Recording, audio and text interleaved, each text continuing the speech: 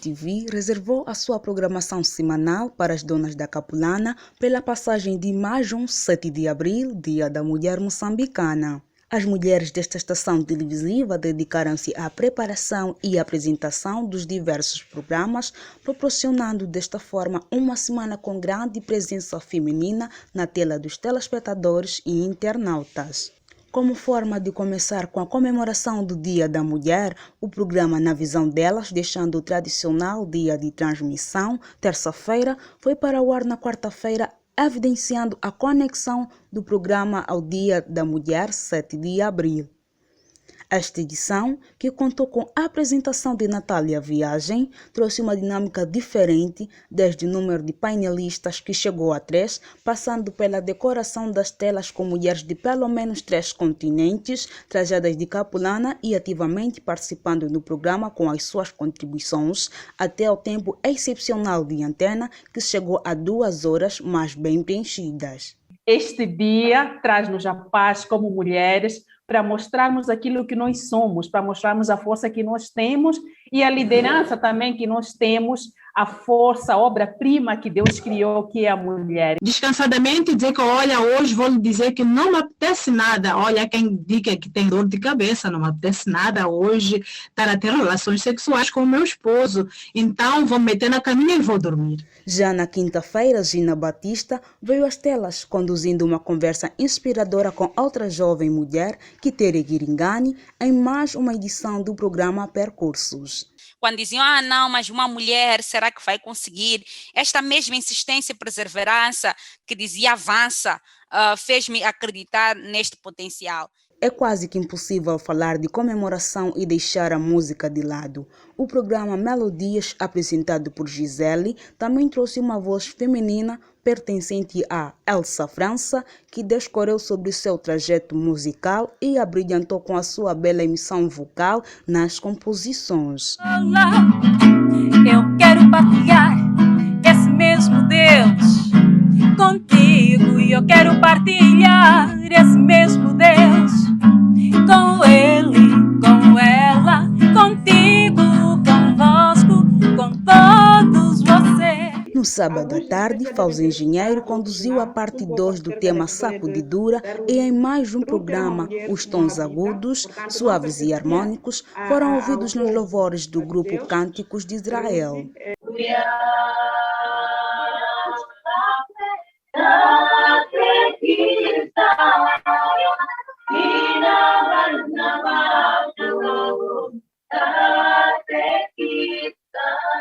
E, portanto, assim te farei, ó Israel, e porque isso te farei, prepara-te, ó Israel, para te encontrares com o teu Deus. Meu querido amigo, meu querido irmão, minha querida amiga, minha querida irmã, fica firme.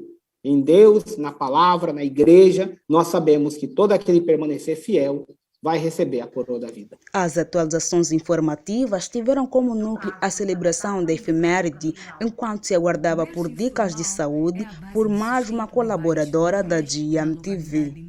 Ter pensamentos positivos é o melhor que nós fazemos para nós. Se a pessoa tem pensamentos negativos, terá dificuldades, por exemplo, de fazer face a um problema que está aí a vivenciar. Refira-se que a GMTV engloba cerca de 12 colaboradoras, dentre jornalistas, juristas, contabilistas, estudantes, profissionais de saúde, marketing e mais, as quais são apaixonadas pela comunicação social, entre outros campos.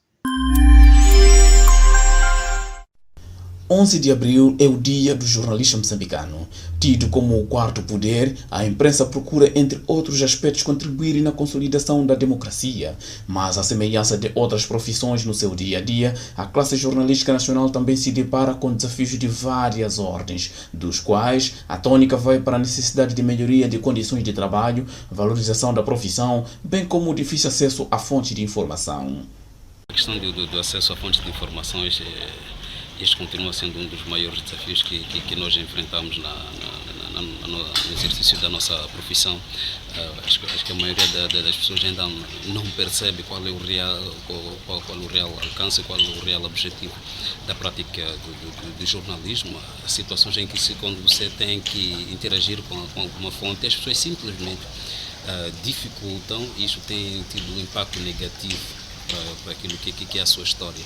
Então, os jornalistas enfrentando esta dificuldade acabam fazendo peças que têm, posso assim dizer, menor relevância naquilo que é o objetivo da própria atividade jornalística, que não tem muita relevância devido a este fechamento, a estas dificuldades que algumas fontes impõem aos jornalistas. Então é preciso perceber, as fontes precisam perceber que o produto do jornalista não beneficia apenas ao jornalista, assim como a sua instituição. E temos um outro desafio que eu acho que eu coloco aqui como o segundo desafio, que é a questão da valorização do próprio jornalista.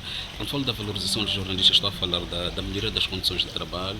Nós agora estamos em debate, né, uma nova lei que vai substituir a atual lei de imprensa, que garante a continuidade da categoria de jornalista. E se você sair de uma instituição, vai para uma outra, você permanece, a sua categoria é reconhecida nesta instituição, então isso é uma mais-valia. Estou a falar também das condições em termos de melhoria de salários, assim como nós ultimamente temos visto uma mudança em jornalistas de uma instituição para outra. Então eu acho que quando haver essa valorização do jornalista, essas coisas todas, podemos colmatar ou podemos minimizar. Enquanto isso, a jornalista e ativista social e defensora dos direitos humanos Fatma Mimbiri, em uma entrevista concedida ao movimento Esquerda Net esta semana, denunciou a tentativa de controle da mídia e a perseguição de jornalistas. Quando dizem que reconhecem o papel dos jornalistas, na verdade, é só na esfera discursiva. Na prática, não se denota este reconhecimento do papel dos jornalistas, disse a jornalista Fatma Mimbiri, tendo acrescentado: nos últimos 5 a 6 anos, os jornalistas foram alvo de algumas tentativas de cerceamento da liberdade de imprensa com o fechamento do espaço para o livre exercício do jornalismo, concluiu aquela ativista social e jornalista Fatma Mimbiri. A propósito de perseguição, Misa Moçambique, uma organização não governamental de defesa dos direitos dos profissionais de comunicação social, clama às autoridades moçambicanas para a localização do jornalista e locutor Ibrahim Abombaruco, sequestrado pelos desconhecidos a 7 de abril de 2020 no distrito de Palma. Este profissional está em uma parte incerta, não se sabendo se de fato ainda vive ou não. O certo é que ele encontra-se fora do convívio familiar há já 1 ano. Antônio Gaveta, GM News. O metical, moeda nacional de Moçambique, tende gradualmente a valorizar-se nos últimos dias, invertendo o percurso observado nos últimos meses de depreciação face às outras moedas, com destaque para o dólar americano. Mas afinal, o que é a depreciação da moeda? A depreciação é a perda de valor de um ativo. Se há 2 anos um ativo ou um outro bem valia um certo preço, depois de passar um determinado tempo, ele perde o seu valor, ele deprecia ou pode valorizar. E o que aconteceu com o nosso metical é que ele valorizou.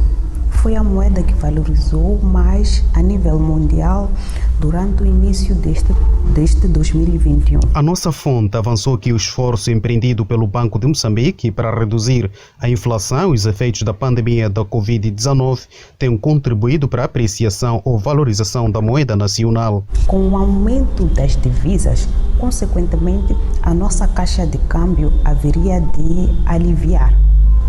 Então, esse foi um dos motivos pelo qual o metical foi valorizado.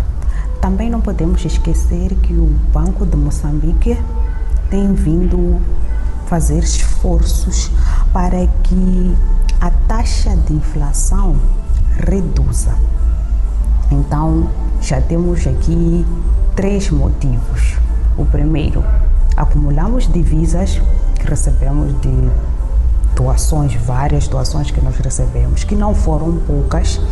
Acumulamos as divisas, aliviamos a caixa de câmbio e ainda tentamos reduzir a nossa taxa de inflação. De acordo com o câmbio do dia do Banco de Moçambique, até a última sexta-feira, $1 americano estava à venda a 56 meticais contra os 75 meticais até finais de fevereiro. A compra do dólar também caiu de 74 para os atuais 54,99 meticais. Contudo, mesmo com a valorização, o custo de vida das famílias ainda é oneroso.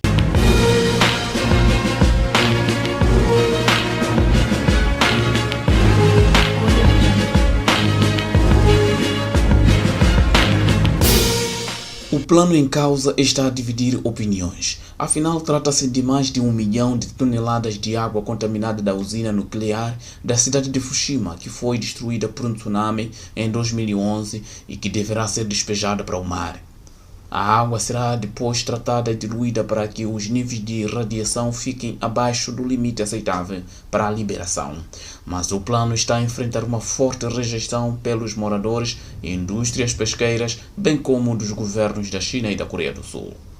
Os reatores da usina de Fukushima foram danificados por explosões de hidrogênio causadas por um terremoto e tsunami em 2011. O tsunami derrubou os sistemas de resfriamento dos reatores, sendo que 3 dos quais derreteram.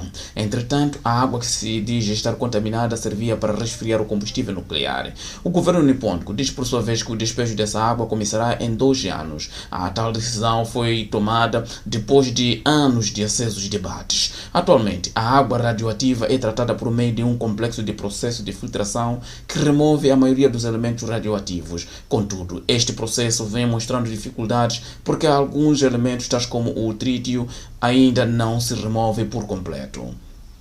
Este material pode causar perigo de radiação quando ingerido através de alimentos ou água, mas não é prejudicial em pequenas quantidades. Sucede, no entanto, que a operadora da usina Tokyo Electric Power Co. está ficando sem espaço e os prognósticos indicam que até por volta do ano 2022 estes reservatórios estarão totalmente cheios. Enquanto 2022 não chega, estima-se que perto de 1,3 milhão de toneladas de água radioativa, o suficiente para encher cerca de 500 piscinas olímpicas, estão atualmente armazenadas nesses tanques, de acordo com o relatório da Reuters. Antônio Gaveta para GM News.